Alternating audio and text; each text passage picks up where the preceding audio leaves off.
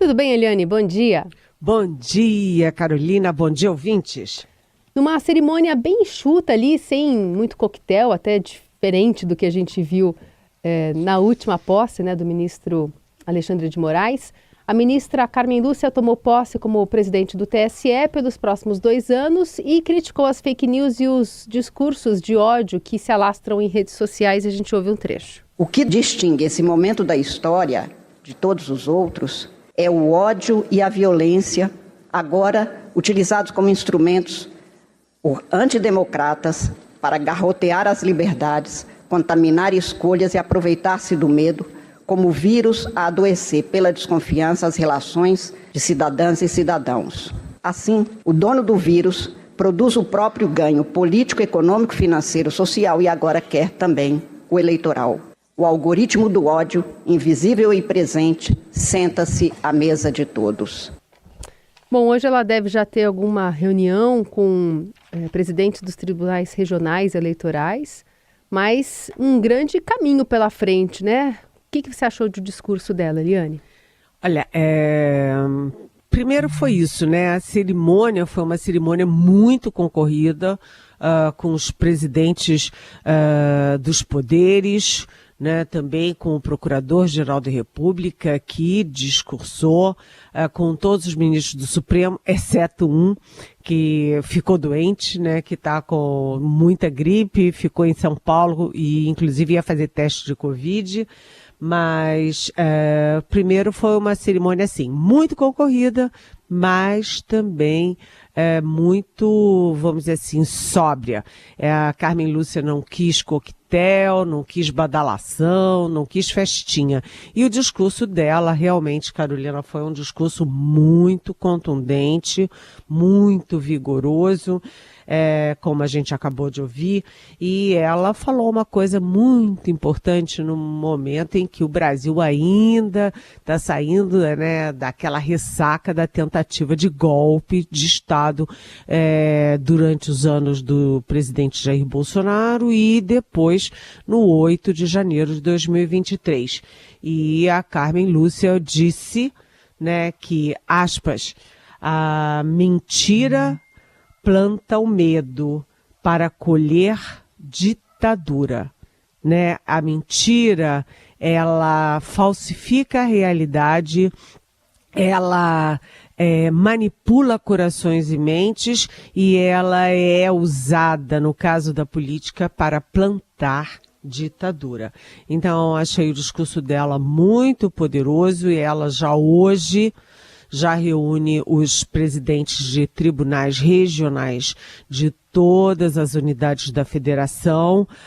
O foco dela está muito forte exatamente no combate às fake news, que são, vamos dizer, potencializadas, se tornam ainda mais perigosas com a inteligência artificial. Então você cria fake news e você cria personagens irreais falando essas fake news, ou você usa a inteligência artificial para fingir que robôs são pessoas reais. Imagina o perigo disso, né? A gente tem que lembrar que na gestão Alexandre de Moraes na presidência do TSE foram tomadas várias medidas, né, para combater as fake news. Então, ele conseguiu, por exemplo, acordos com as plataformas, né? Ele fez acordos também com o Ministério Público Federal, com o Conselho Federal da OAB, com a Anatel, que cuida da comunicação, com a Advocacia Geral da União, com a Polícia Federal. E no caso da Anatel, por exemplo, tem uma questão muito importante. Que antes as decisões judiciais eram enviadas analogicamente, né, para a Anatel tomar providências. E agora não. Há uma conexão direta entre a Justiça Eleitoral e a Anatel para que a Anatel imediatamente suspenda posts ou até plataformas que estejam divulgando fake news. Isso é importantíssimo porque no caso da eleição, Carol e ouvintes, no caso da eleição, o tempo é fundamental, né? Uma mentira na reta final, nos dias finais, nas horas finais das eleições, ela pode simplesmente mudar o resultado da eleição. Já era assim na era analógica. Criava-se uma fake news, divulgava-se essa fake news, que na época nem tinha esse nome, né? Essa mentira, né? E isso derrubava candidatos favoritos, candidatos que tinham toda uma campanha, toda uma verdade que era destruída por fake news, pela mentira. Então isso é gravíssimo. Na minha coluna de hoje no Estadão eu digo lá, né, foram tomadas várias medidas, né, o TSE está muito atento, a Carmen Lúcia mesmo fez encontros, debates, se capacitou para enfrentar as fake news, mas tem assim um cheirinho no ar de guerra perdida. Por quê? Porque isso depende muito da alma humana, depende muito da capacidade de candidatos e candidatas de produzirem crimes. A gente vê, né, em outra criminalidade usando a internet, que são os golpes financeiros, você vê claramente, né, que os criminosos estão sempre na frente e a polícia e quem está tentando reprimir está sempre correndo atrás. É a mesma coisa também aí nas fake news políticas eleitorais. E a gente está num ano eleitoral. Então todo cuidado é pouco, mas vamos reforçar a posição da Carmen Lúcia e vamos reforçar a posição da Justiça Eleitoral contra fake news, que é um ataque, como ela disse, à democracia. É uma ferramenta contra a posição, a prioridade, a vontade do eleitor e da eleitora, e é também, portanto, uma ameaça à democracia, né? É uma comemoração que a presidente do México, pela primeira vez, seja uma mulher, é uma física, é uma engenheira da área climática, de energia climática, e aqui no Brasil, pela segunda vez, a presidente do TSE, no ano das eleições municipais, é também uma mulher. Mulheres guerreiras que são muito alvo também de fake news. Se nós, que não temos poder nenhum, somos alvos prioritários, nós mulheres, né, pelo sexismo, pelos ataques, a desqualificação, imagina essas mulheres tão poderosas, tão importantes e tão guerreiras, né, na defesa da democracia, das instituições e, no caso da Carmen Lúcia, das eleições. Bom, Eliane, ontem a gente falava aqui sobre a iminência, né, do depoimento do delegado Rivaldo Barbosa, ex-chefe da Polícia Civil no Rio, que implorava para ser ouvido pela PF nessa investigação aí sobre o assassinato da vereadora Marielle Franco. Pois bem, ele foi ouvido, um depoimento que foi razoavelmente longo, 3h30, e disse que não tem vínculos com o deputado Chiquinho Brazão, o irmão dele, o conselheiro do Tribunal de Contas do Rio de Janeiro, Domingos Brazão, denunciados como mandantes do crime. A informação que foi dada pelo seu advogado, Marcelo Ferreira, na saída da oitiva. Nunca esteve com essas pessoas, não conhece essas pessoas. Ele entregou o celular dele para a Polícia Federal com todas as senhas. E isso nunca foi levado em consideração, né? Cadê as conversas que teria tido com ele, né? Foi combinado um ano antes que ele receberia um valor para poder não investigar um crime que aconteceria no futuro. Cadê qualquer elemento em relação a isso? Não tem. A Polícia Federal não conseguiu trazer isso. E ficou muito claro no depoimento que realmente ele nunca teve contato com ninguém. Era para dar essa versão mesmo, que ele gostaria de urgentemente ser ouvido, Eliane? Pois eu achei muito interessante você já na abertura do nosso programa de hoje já falar que ele implorou para depor. Quem implora para depor é que tem muita coisa a dizer. Então a expectativa é de que o Rivaldo Barbosa chegasse lá como delegado e contasse detalhes, incriminasse, né, ainda mais, ou seja, revelasse detalhes ali do envolvimento dos irmãos Brazão, enfim, avançasse nas investigações. Mas ele fez o contrário, ele implorou para ir lá na Polícia Federal dizer nada, dizendo que não conhece os irmãos Brazão, dizendo que não participou de nenhuma trama para matar a Marielle, que o autor, né, do crime, o Rony Lessa, implicou com o objetivo de se vingar por ter sido preso. E, enfim, na verdade é o seguinte, né, foi uma perda de tempo, e acho que a situação do Rivaldo fica ainda mais complicada, a dupla face dele, né, a dupla personalidade dele fica ainda mais evidente.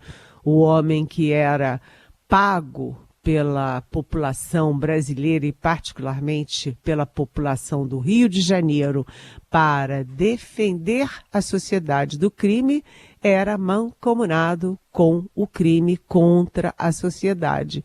Enfim, não entendi o que ele foi fazer na PF e qual é a estratégia do advogado dele. Após as derrotas da última semana em votações no Congresso, o presidente Lula vai retomar seu envolvimento direto na articulação política do governo. Segundo o ministro das Relações Institucionais, Alexandre Padilha, Lula estará aberto a receber líderes e vice-líderes do partido e também vai se reunir com ministros para tratar de temas em tramitação no Legislativo. A gente ouve um trechinho do que disse Padilha ao sair desse evento, né, dizendo da ânsia do presidente ser acionado ou também poder acionar suas bancadas ou os ministros que foram indicados por ela que compõem o governo.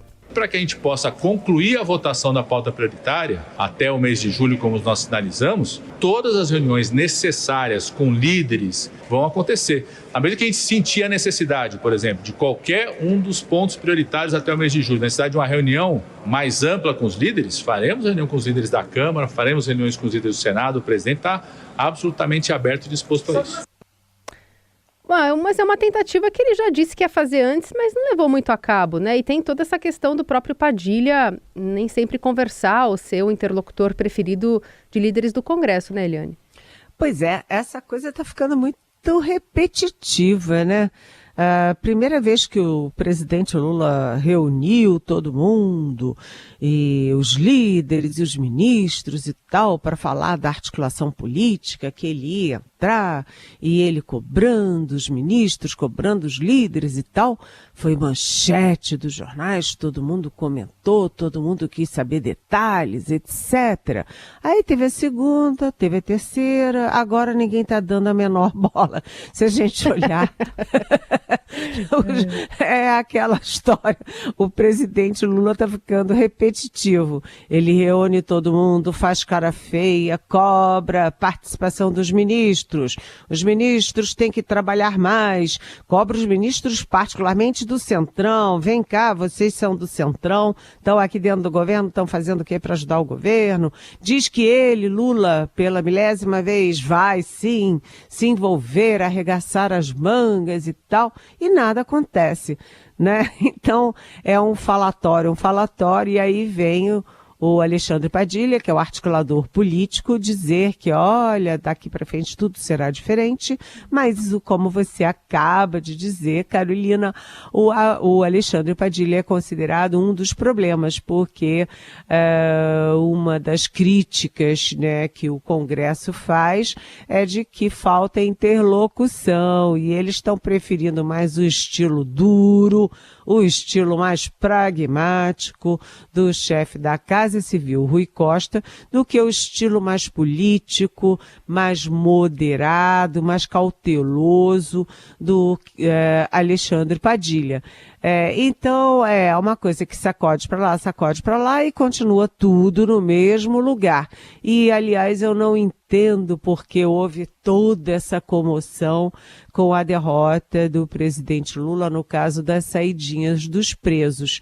Porque apesar dele ter razão no mérito, no discurso, na explicação, na argumentação, né, era esperada essa derrota, não foi nenhuma surpresa. O governo assumiu como uma grande surpresa, ninguém sabia, todo mundo sabia, né? Foi uma decisão errada do Congresso? Na minha modesta opinião, sim. E na opinião qualificada dos especialistas em segurança pública, sim, foi uma decisão errada, mas não foi surpresa, já era esperada. E olha, é aquela história, tem muita coisa pela frente. Hoje a gente vai ter em Brasília várias reuniões para discutir, por exemplo, a regulamentação da reforma tributária, que é super, hiper importante, não apenas para o governo, mas para o país e o futuro do país e a economia do país. Mas aquele negócio, né? O Congresso está muito afoito, o Congresso está muito empoderado e com uma bancada conservadora, uma bancada que é capaz de botar a faca no pescoço do presidente Lula o tempo todo. Não adianta fazer reuniãozinha, bater na mesa, porque a faca no pescoço fala mais alto. Bom, Eliane, outro assunto para a gente tratar é esse debate sobre a PEC das praias, na esteira de uma discussão bastante acalorada sobre essa proposta. Uma PEC das praias foi chamada assim, né? Que ela trata de, ou pode tratar, né, de tornar particulares áreas hoje pertencentes à União. O presidente do Senado, Rodrigo Pacheco, disse ontem que o tema não vai ser pautado da noite por dia, né, que vai ter um debate. E, de um lado, há quem defende a proposta, né, diz que o texto vai permitir, por exemplo, a regularização de atividades do complexo ou de unidades do Complexo da Maré. E, do outro, quem é contra afirma que a ideia coloca em risco áreas ambientais e pode restringir o acesso da população à faixa de areia. A gente traz uma manifestação tanto de Rodrigo Pacheco quanto também do ministro Padilha. Nós temos que ter toda a cautela de poder fazer um amadurecimento devido acerca do mérito da proposta. Se ele é bom ou não, isso é uma aferição que o debate é que vai poder permitir chegar a essa conclusão. Então, o que eu posso garantir como presidente é que não vai ser pautado da noite para o dia, nem haverá nenhum tipo de assodamento para poder atropelar o amadurecimento desse tema, especialmente porque trata de uma alteração constitucional. Vamos trabalhar contrário na CCJ. O governo é contrário a esse programa de privatização das praias brasileiras que vai cercear o acesso da população brasileira às praias e criar verdadeiros espaços privados, fechados, cerceando a população brasileira de frequentar essas praias. E aí a gente tem como relator o Flávio Bolsonaro, o senador, que está de olho nessa PEC. É aquela história, né, gente? Tem coisas que soam muito absurdas, né? As praias brasileiras são consideradas, assim, um oásis de igualdade num Brasil tão desigual, né? Você chega na praia, você tem o rico, o pobre, o preto, o branco, o índio, a mulher, o homem, o gay, o hétero, enfim, o gordo, o magro, sabe? As praias brasileiras são vamos dizer assim, um respiro para a grande desigualdade brasileira. E agora querem acabar até com isso, né? Porque quando você fala em privatizar praias, você está dizendo o seguinte: vamos impedir que os pobres se deliciem naquelas praias e vamos deixar aquelas praias que evidentemente serão as mais paradisíacas, as mais bonitas, só para os ricos. Ou seja, você vai dividir quem vai poder ter prazer na praia entre ricos e pobres. É mais um privilégio para rico e mais uma punição sabe, cruel, inadmissível para pobre. Acho interessante o senador Flávio Bolsonaro ser ali o carro-chefe nessa discussão e relator, até porque no governo do pai dele, Jair Bolsonaro, já se discutia criar resorts fabulosos em áreas de proteção ambiental. Ou seja, é tudo na contramão do mundo desenvolvido, do mundo democrático, né, antidemocrático, sabe, assim, uma coisa assim tão absurda, e fica ainda mais absurda quando a discussão fica entre o senador Romário, jogador craque de futebol aposentado, e a Luana Piovani, a famosa quem mesmo? Então é tudo muito surreal, e eu espero que essa discussão mostre o absurdo que está acontecendo nesse Brasil, o Brasil da polarização e o Brasil que, em vez de olhar para a desigualdade, né, que esteja olhando para o aprofundamento da desigualdade, com o seguinte detalhe, né, Carolina, você estava falando ali, né, no início do programa, que o Brasil, o PIB do Brasil cresceu até com uma certa consistência em 2023, o Brasil voltou a ser uma das 10 maiores economias do mundo, mas é preciso que a sociedade, que o povo brasileiro usufrua disso, e não apenas aquela parte mais rica e já tão bem aquinhoada, usufrua essa grandeza que é o nosso país. Eu acho esse projeto imoral.